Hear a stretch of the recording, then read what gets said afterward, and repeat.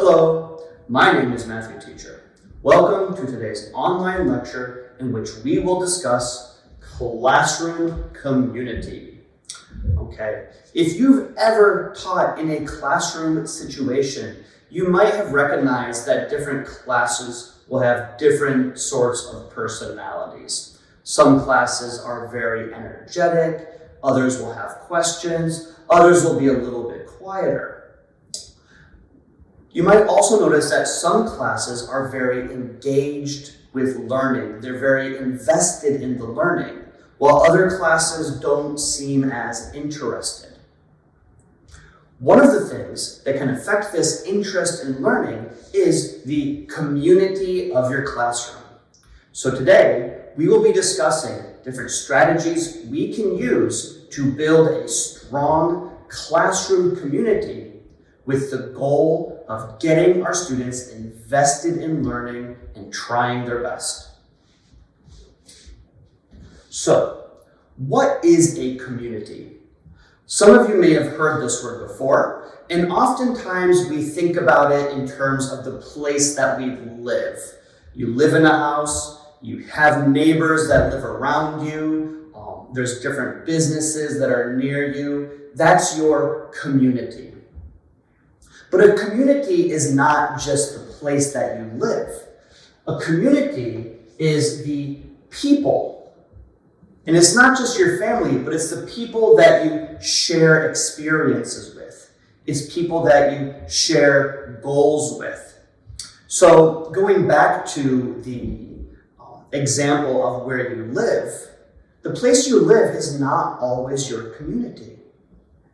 If you've ever moved to a new location, you'll know that just being in a place does not make it your community. Let's say you move to a new house or a new apartment. When you go outside, you don't know any of the kids playing on the playground. You don't know where the convenience store is. You don't know where the post office is. You don't know where the market is. You don't know where the bus stop is. You don't know any of the people walking around. At this point, when you first moved into a place, this is not yet your community. You have no connections to this place. However, after a few weeks, you walk down the street and you know the kids playing on the playground. Perhaps your children have played with them. You know the quickest route to the convenience store. You know what time the buses come, and you start to understand your place. You say hello to people as they pass on the street. It is now your community. You share things with the people around you. And so that's what a community is. A community is a group of people beyond family members who share experiences and goals with one another. So some of the things that our students are going to share is a space. Our students are going to share a physical location in the classroom. They are also going to share experiences through the lessons, through the classroom, through recess, games, activities, discussions, everything. Our students are sharing experiences with one another, and they are becoming closer with one another. Finally, our students are going to share goals with one another. They all want to learn the material. They all want to do well in the class. They all want to make friends. They are going to share goals with one another. And these shared goals, these shared experiences, and shared spaces are ways that we can make a community. But we want to make a positive community. Sometimes communities are not always good. If there are a lot of negative influences in our class, that can create a negative community. If there are problems with the structure of your lesson, kids might start to dislike you or start to lose respect, and that can hurt the community that you are trying to build. So let's take a look at some of the ways that we might build community. Well, the main way that we can build community is by building connections. Because that's really what a community is. It's a series of connections. So in our classroom, the three types of connections we'll be looking at are a connection of student to teacher. We can look at connections of student to student and student to their physical environment. Okay, let's break those down a little bit. Well, student to teacher connection. I want you to think of your favorite teacher that you've had in your life. Maybe it's not the best teacher you've ever had, but it's a teacher that's made an impact on your life. This is a question I really like to ask to a lot of the new teachers that I'm working with, because oftentimes the responses that I get are about the teacher taking an interest in the student, the teacher engaging with the student on a more personal level, the teacher asking questions or giving good positive reinforcement. Basically, the teacher made the student feel important. They made the teacher feel a little bit special. Very rarely what makes a teacher our favorite is how well they teach. Very rarely do the teachers I work with come back and say, oh, I really liked the way they taught grammar. Oh, I really loved the structure of their lesson. No one ever talks about that. They talk about the teacher that asked them questions, that maybe encouraged them to try something new. One thing that stood out to me when I was younger is it was very simple. My 5th grade teacher told me, I think you understand things very well for your age and that you have a good kind of wisdom about you. Very, like 2 sentences. But at 5th grade, that made me feel very special and very unique. And even to this day, I remember that interaction. And for the rest of the semester, I was trying to prove that teacher correct. Like, yes, I am very mature for my age. Thank you for noticing. So even very simple interactions can create a very good connection of student to teacher. Not every student is going to like you. That's fine. But they need to be able to respect you and have that connection with you.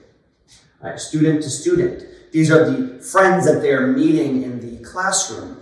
This is the peer influences. And this is something that often seems beyond our control. How can we control who is whose friend in our class? Some kids will get along better than others. That's natural. But we can take steps to encourage friendly interactions. Remember I said shared experiences?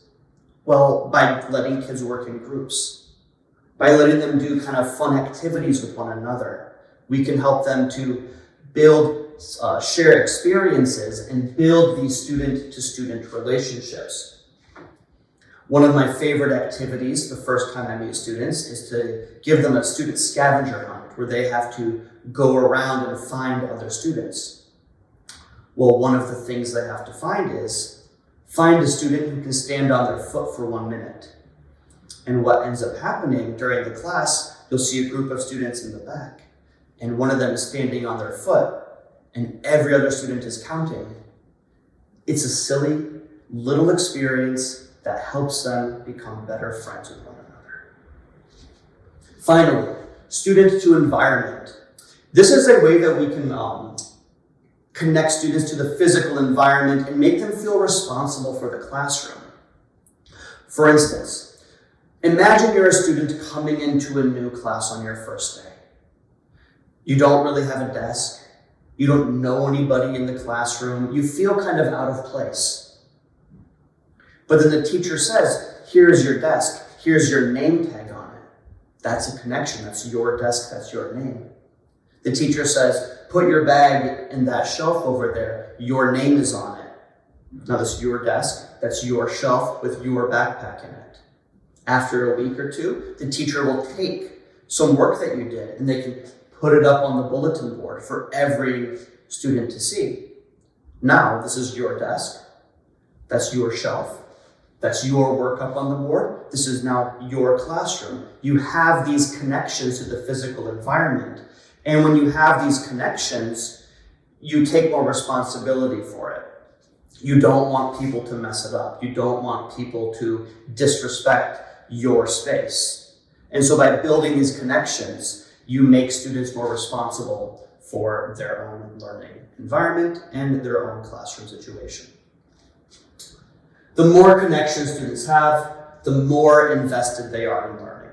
So through our lessons, through our teaching, encourage these different types of connections. The methods we use to build these connections can be called proactive management. Proactive management is essentially preparing your class before students ever step foot in the classroom. There's a lot of different ways you can do this. You can do this by setting up your rules. You can do this by planning your lessons, by creating desk arrangements. These are all ways that you plan your class. We want to plan different interactions. We want to plan different ways that students can connect with their environment.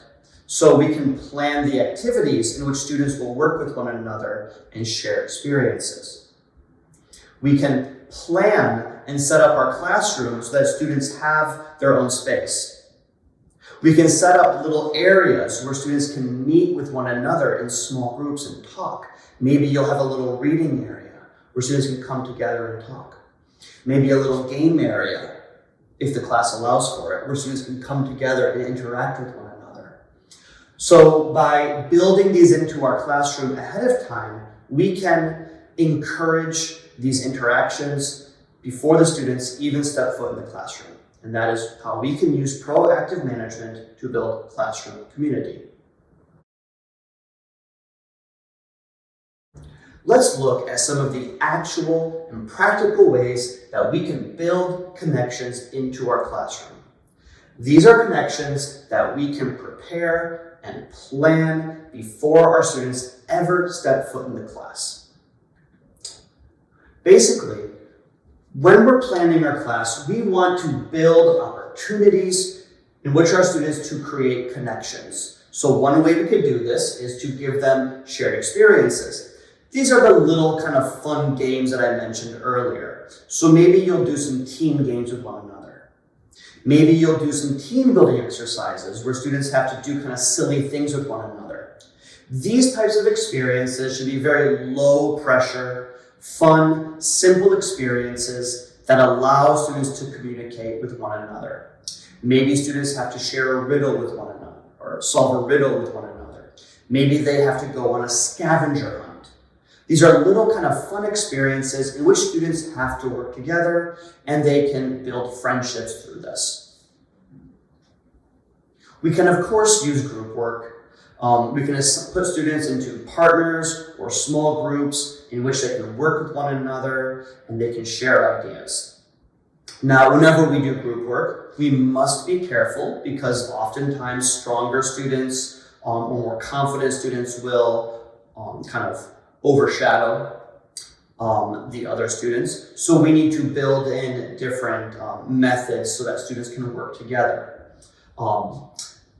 But group work is a very good way in which students to give them a shared experience, a shared connection with one another.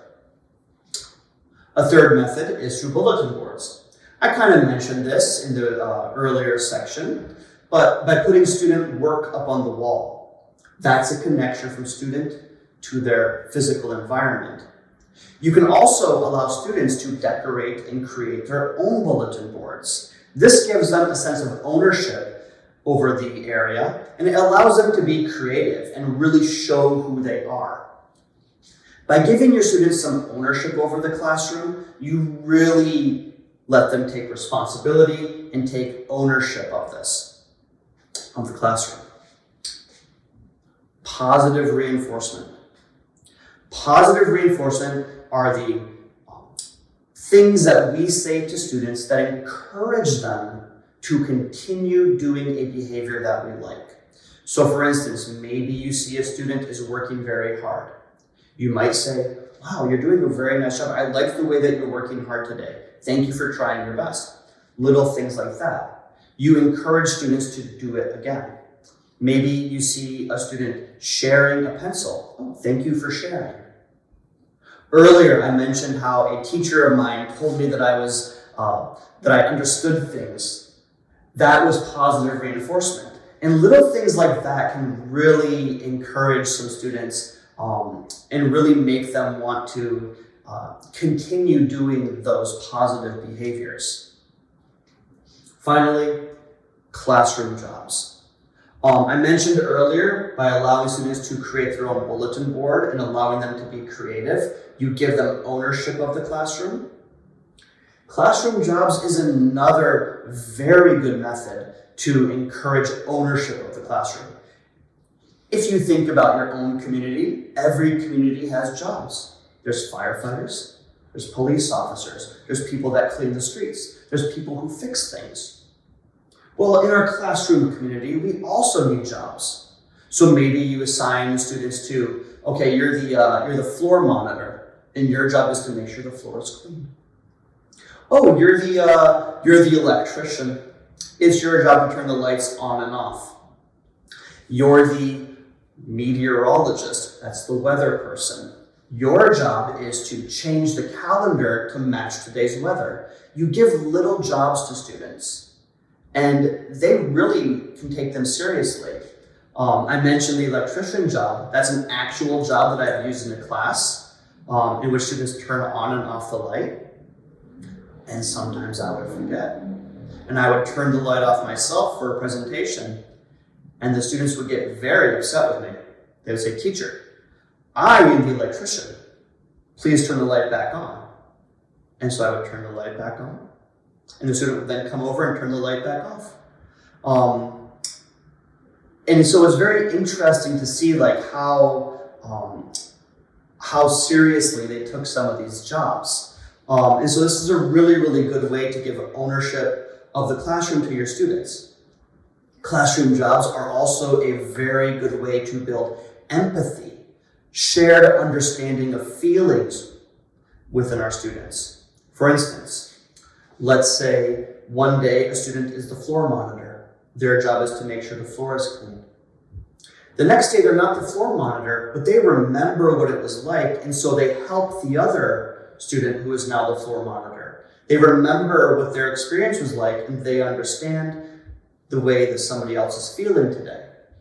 So these are some really, really good methods in which you can start to build classroom communities.